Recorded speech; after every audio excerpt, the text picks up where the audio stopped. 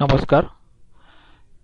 या व्हिडिओमध्ये आपण डिजिटल युनिव्हर्सिटी फ्रेमवर्क म्हणजेच DU पोर्टलच्या माध्यमातून इंटरनल तसेच एक्सटर्नल म्हणजे थेअरी विषयांची असेसमेंट डेटा एंट्री कशी करायची व तसेच ज्या विद्यार्थ्यांचे मार्क्स उपलब्ध नसतील त्यांना त्यांची मिसिंग मार्क एंट्री कशी करायची ते बघणार आहोत. सर्वप्रथम ADS ऑपरेटर या रोल अंतर्गत तयार केलेल्या यूजर आयडी वरून आपण DU पोर्टलवर लॉग इन करावयाचे आहे. लॉग इन केल्यानंतर आपणास डिजिटल युनिव्हर्सिटी या लिंकला क्लिक करायचे आहे. त्यानंतर एक्झामिनेशन या मेनूमध्ये जाऊन पोस्ट एक्झामिनेशन या मेनूवर क्लिक करायचे आहे. त्यानंतर असेसमेंट डेटा एंट्री हा ऑप्शन सिलेक्ट करायचा आहे. त्यानंतर डेटा एंट्री या मेनूवर क्लिक करा. डेटा एंट्री या मेनूमध्ये import course part term wise data from Excel हा एक मेनू आहे. या मेनूमधून आपण एखाद्या सेमिस्टरमधील सर्व विषयांचे मार्क एकाच वेळी इम्पोर्ट करू शकतो.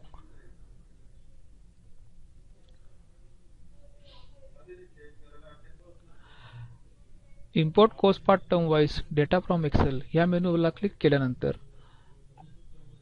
आपण प्रोग्राम लोड करायचा आहे. प्रोग्राम लोड करून झाल्यावर आपणास फाईल इम्पोर्ट करायसाठी चूज फाईल हे बटनावर क्लिक करायचे आहे.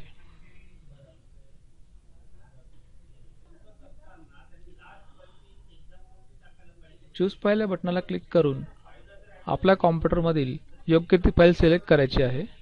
फाईल सिलेक्ट करून झाल्यावर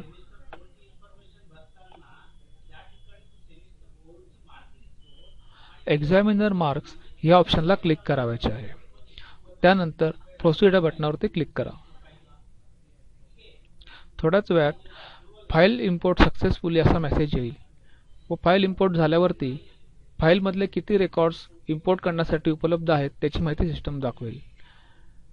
या उदाहरणामध्ये 594 रेकॉर्ड्स अगोदरच इम्पोर्ट झालेले आहेत.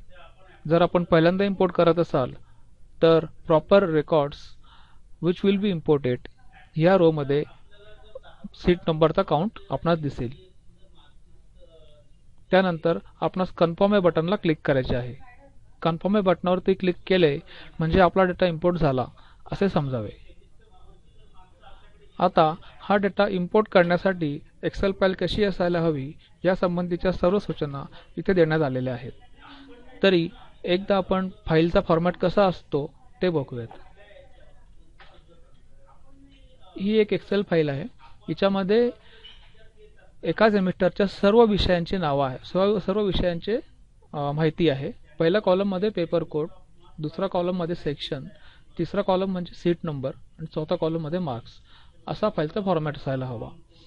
आणि हे paper code, section, seat number आणि मार्क्स हे जे 4 टायटल आहेत हे टायटलचे स्पेलिंग्स आणि त्याचं लिहिण्याची पद्धत कशी असायला हवी ते सगळे इथे दिलेलं आहे सूचनांमध्ये. आपण हेच इथूनच कॉपी करून ते फाईलमध्ये एक्सेल फाईलमध्ये पेस्ट करायचं आहे म्हणजे कुठली चूक होणार नाही व आपली फाईल सक्सेसफुली इम्पोर्ट होईल.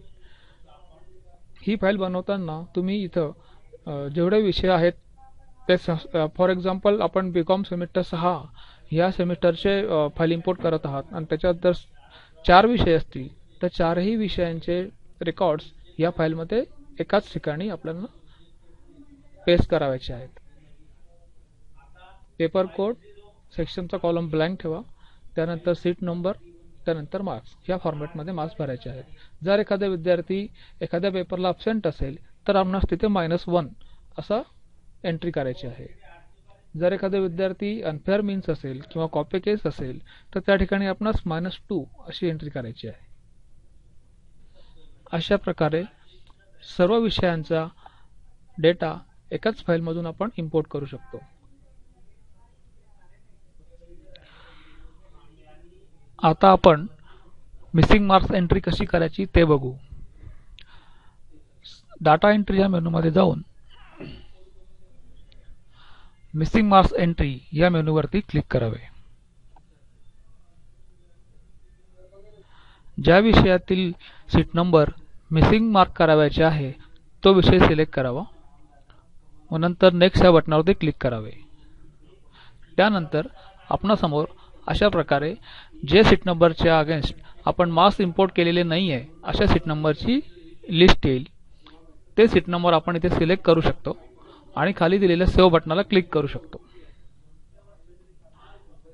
सीट नंबर सेव्ह करून झाल्यावरती आपणास there is no seat number left for missing entry अशा प्रकारे मेसेज येईल. याचा अर्थ असा होतो की ह्या विषयातील सर्व सीट नंबरची एंट्री झालेली आहे व ती आपण एक्सपोर्ट करू शकतो. म्हणजेच ज्या सीट नंबरच्या अगेन्स्ट आपल्याकडे मार्क नसतील अशा विद्यार्थ्यांचा आपल्याला मिसिंग मार्क्स एंट्री करायची आहे. मिसिंग मार्क्स एंट्री करायसाठी डाटा एंट्री या मेनूमधील मिसिंग मार्क्स एंट्री ह्या मेनूत जाऊन हवा तो विषय निवडून सिलेक्ट करावा व त्यानंतर सीट नंबर्सला सिलेक्ट करून सेव्ह करावे. म्हणजेच त्या विषयातील सर्व सीट नंबर्सचा डेटा सिस्टममध्ये स्टोअर होतो व आपण तो डेटा एक्सपोर्ट म्हणजे पब्लिश करू शकतो. धन्यवाद.